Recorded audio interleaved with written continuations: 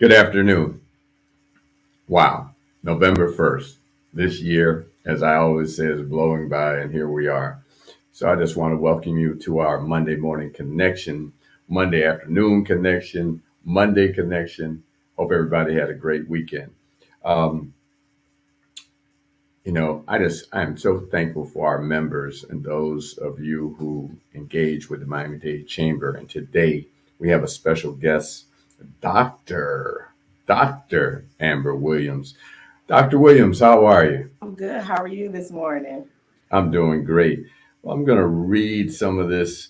You are the founder and chiropractic physician at Upright Spine Center. You're located in Palmetto Bay, and you are a Miami and went to Killian. When you're a Mhm. Floridian, went to Bethune Cookman. So tell us a little bit about who Dr. Williams is. So, Dr. Amber is a board certified chiropractor. I opened my practice this year in February of 2021 during a pandemic. I know what was I thinking, but I believe that was the best decision I ever made in my life. I have been changing the community, the African American community especially, by bringing it down to my hometown in South Dade, Miami County. So I'm the first female Black chiropractor in the area. So I'm happy to venture out and explore more and show what chiropractic has to offer. So, chiropractor. Explain to our listeners and our those folks who are joining us today what does that mean? So, chiropractic, what we focus on is the spine and other joints that align with the nervous system. So, my job is to restore optimal functioning with the nervous system, making sure you are working and living in optimal health. So, my job is to make sure that you're upright. So and being upright again, what does that mean? I mean, I think I'm sitting. I think I'm sitting upright. I think I'm sitting.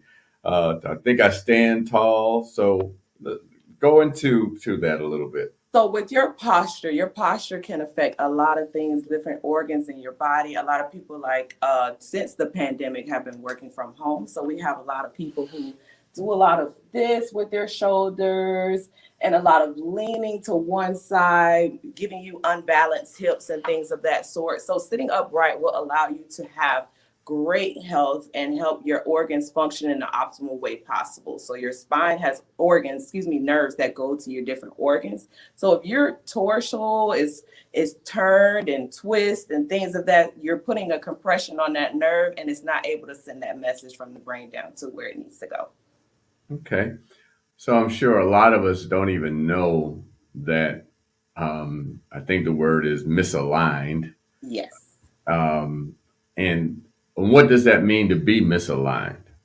So to be misaligned, so do have a prop here. So to be misaligned, your spine is supposed to be upright. So we do have when it's misaligned, it is putting compression on a nerve here.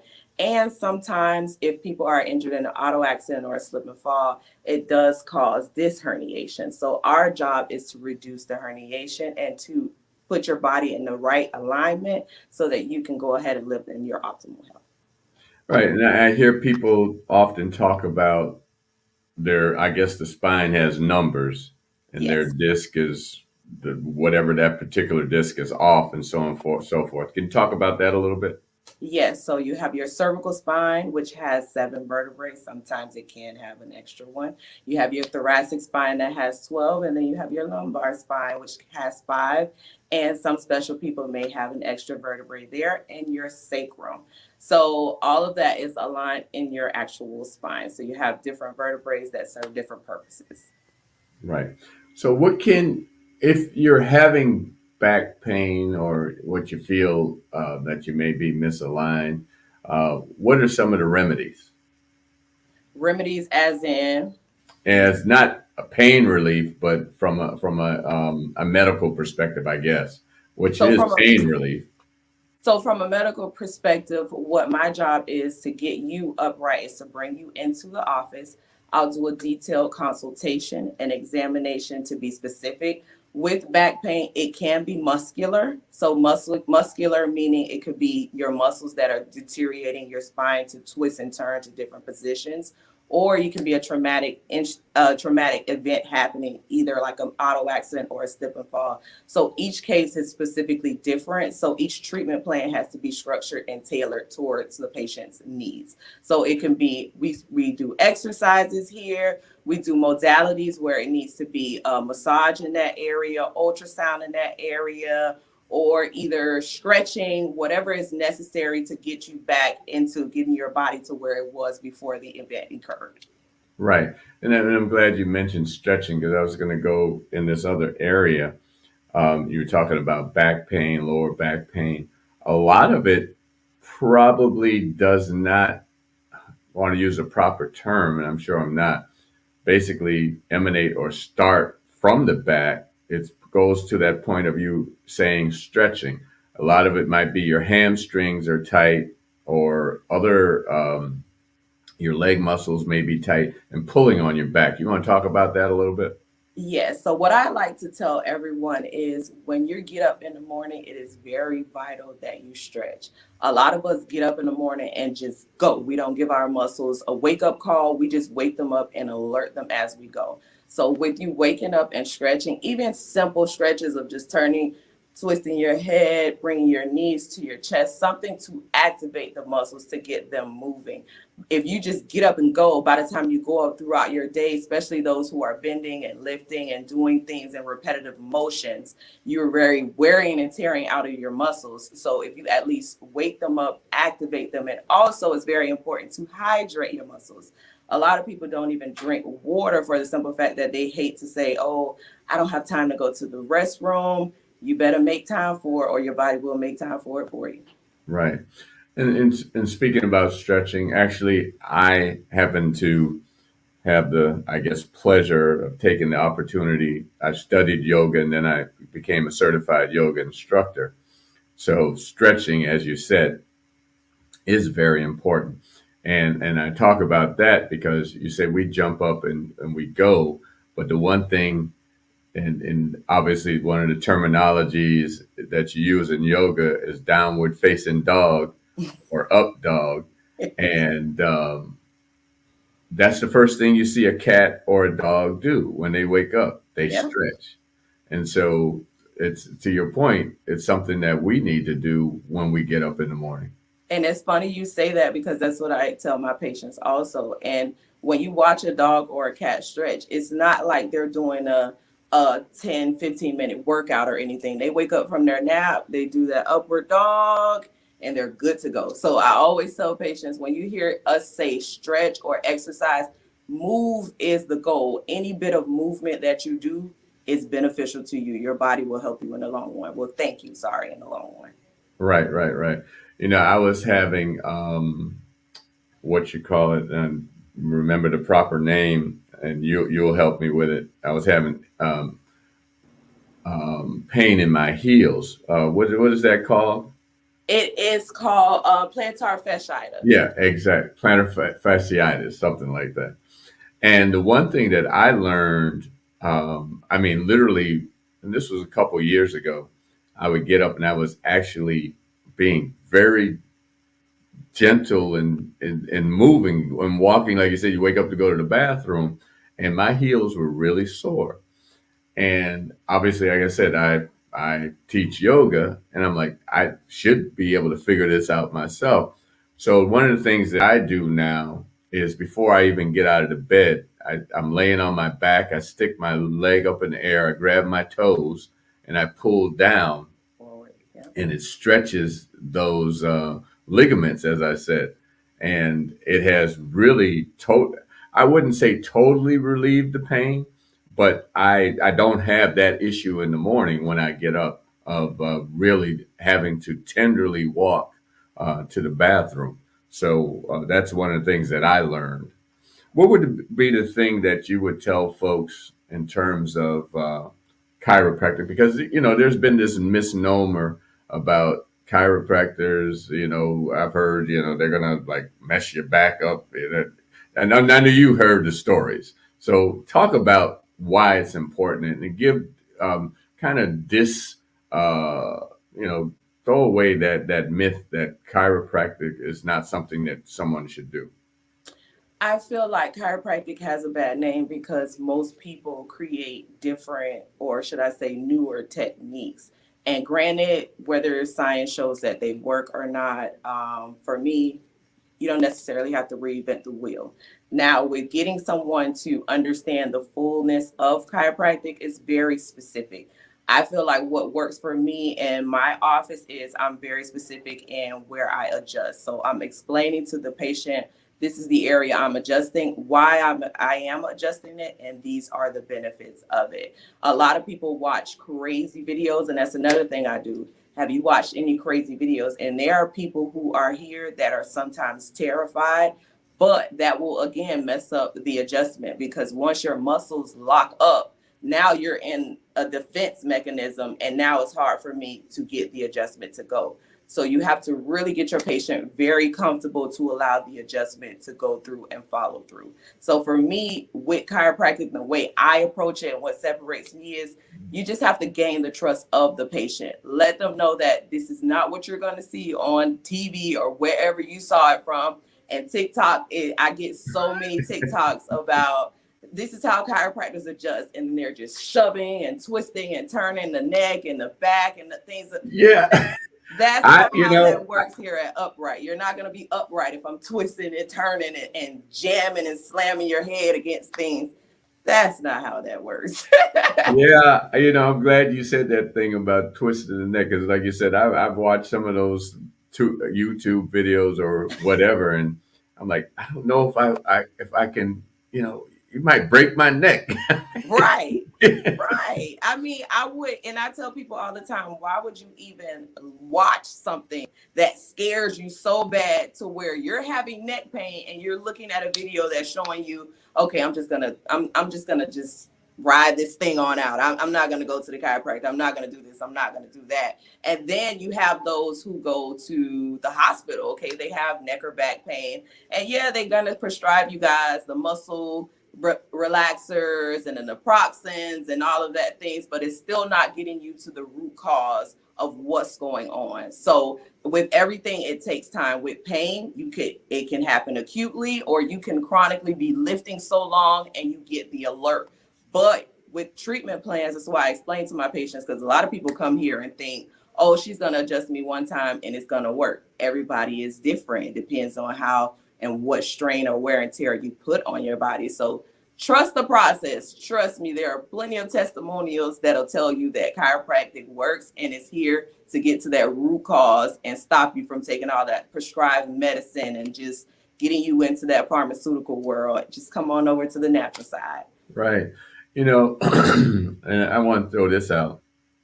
You know, a lot of people, when they were younger, exercise and they were able to do certain things, and then they get to mid age or older, and they think they can still do these things. And what is your message to those who want to start a new exercise regime? I know I have my thoughts, and my thoughts are, for instance, if you're going to decide you're going to start curling some weights, and back in the day, you can curl 40, 50 pounds, 60 pounds. My understanding of weight training is you should start out light with low repetitions, Mm-hmm. and maybe even go in the gym and do 5 pounds and do that 10 times and go home, and then come back the next day and do 5 pounds and maybe do 15 repetitions or whatever. So what's your thought on that? My thoughts on that is exactly what you say, especially for athletes who go through injuries. They and men, sorry. Um, it's that I used to lift 100 and something pounds. Now, why can't I even lift 80 pounds or something? It's get your mind to understand that you're still doing it. Any little thing that you do is powerful. A lot of people get out there and start lifting. Okay, I was lifting 20 pounds and go right back out there after injury and lift 20 pounds as many times as they were before. And now you're defeated. You Yeah. can't do it. Just start low. And just to think about it, I always have my patients do this. If something's wrong with one arm, put a 5 pound weight in your arm. They're going to think, this is nothing. Put it on the injured arm. It's heavy. you have to meet your left arm or your right arm, vice versa, where it was. So now you have to build that strength on both settings. So just start low, gradually increase. You will get there, but it's mind over matter. Don't let it take over your mind and consume you to think that I'm not going to get there. It's just going to take time. It's a process. Americans are we are lazy, we are impatient. We want Instant gratification. we want immediate results. We don't want anybody with their, yeah, we'll listen to testimonials all day long, but you will not listen to the actual journey and process that it took someone to get there. And so I always tell people, be patient, it will come. But if you rush and get there, it's going to bring you right back to where you started quick. Yeah, I forgot. I don't know if it was Alonzo Mourning or someone I just heard the other day. It was a professional athlete, and those I would say, I guess, would say young folks or whomever, they see the end result, Mhm. you know, and this particular athlete was saying, I watched, and it may have, it was, I'm trying to remember, I can't remember, but anyway, they said they didn't watch them play the game. They watched them prepare for the game. In other words, what was the work ethic that they had to be in order to get to where they are? Yeah. It's not like you said. You could watch all these YouTubes and you see all these testimonials and you see folks who are in marvelous shape. But what did they have to do? The ones who really did the work, not the ones who got cut and sliced and diced, but the ones who actually did the work. And something as simple as push-ups. I tell anyone who wants to start an exercise routine again, start out with just doing 5 push-ups every day. You might only be able to do one a day, and then Right. tomorrow you can do two, and then you could do three, and so on and so forth. So it begins. It's a gradual process. And what's important, and I'm glad you brought that up with that push up, form is all Yeah. it's all in the form. So if you do one push up and you do it correctly and it pains you, you know you're doing it right. Like I tell people, if you not doing it with proper form and it's easy to you, especially my patients who have, for example, sciatic pain, and I give them stretches and they're like, oh, it hurts. If it doesn't hurt, it's not working. You're not doing anything. Right. And also with push-ups, planks. A 5-second plank will kill somebody if they do it properly. So form and structure is very important with doing stretches and any other exercise that you are doing. This has been a great conversation. I could go on for a little while longer. What would you tell folks who are interested in starting a new workout regime or are having, some type of back pain or so on and so forth? If you're having trouble and you don't know where to start, just start somewhere. Any little thing, anything that you do, whether it be walking. A lot of people don't even walk. I tell people all the time to give you an excuse. Oh, I hate walking. Find somebody to talk to on the phone. Everybody has AirPods. Everybody has the wireless Beats or whatnot. Find somebody to talk to. You'll get to walking. You'll have a good conversation. But long story short, start somewhere little. Start something little. Don't think that you have to go drastically where you were when you ended with that gym workout, or whether it be you were cycling, whatever you were doing. Get back to doing it and get back to doing it fast. Because guess what? You're delaying your process. Now you're a day late, and everybody says they wait till Monday. Don't wait till Monday. If you didn't start this morning, start tomorrow morning. Tuesday is just as better as Monday, as long as you get it done. Don't wait and delay a whole week and you delay the process of where you need to be. The goal is to remain active. Get to moving. And one last thing, sitting there thinking, about our metabolism. And like you said, um, your, your back and your spine, it affects your digestive system, so on and so forth. The thing we do as adults, and you remember when you were a kid, at least I remember when I was a kid, I don't know, kids today, it's a whole different thing. And the point I'm making is when you ate, your mother used to have to make you stay and sit down and finish eating because you were so in a rush to get outside and play. Yeah. And we eat and we just sit there, so we're not helping our digestive system do what it's supposed to do. And then there's a whole nother story about building, fat deposits, so on and so forth. So you're Yeah. not burning off things, but I'm sure that has some effect on your spine as well. It does, and that's why they tell you, depending on your day-to-day lifestyle for the 9 to 5 people, that's why they say it's recommended to not eat after 7, because once you eat, you're eating 9, 10 o'clock at night. It's immediately you've eaten, you haven't given your time body to break down or digest your food, and now you're eating, you're laying down. A lot of people with digestion also that matters is chewing your food. A lot of people don't chew their food. A lot of people don't take the time. It's so good. They're just ready to swallow it so they can eat and instill as much as they can. The goal is to not eat till you're full. It's to just really satisfy yourself so you can keep going. Once you get full, you're stuck. You can't move. Then a lot of people have digestive problems. And like I said, water helps with the digestive system. So there's a lot of things that you can do with that. And also yoga helps with that too. Yeah. Yeah, so I every Sunday morning I work with the Circle of Brotherhood, teaching yoga at 7 a.m. So, Dr. Amber, if someone wants to get in touch with you, how can they do that? They can call me at 305-964-7413. I am located in the Palmetto Bay area, and that is at 9867 East Fern Street, and that is down in Palmetto Bay, Florida again. Also, you guys can follow me on Instagram, Facebook, and Twitter at Upright Spine Center, and that's where you can find me, all your booking needs. And my website is uprightspinecenter.com.